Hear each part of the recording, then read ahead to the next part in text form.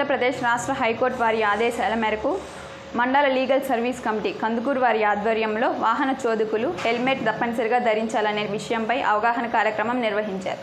ముఖ్య అతిథులుగా MLSC chairman senior civil judge A Shobharani, principal junior civil judge P Purnimadevi పాల్గొన్నారు.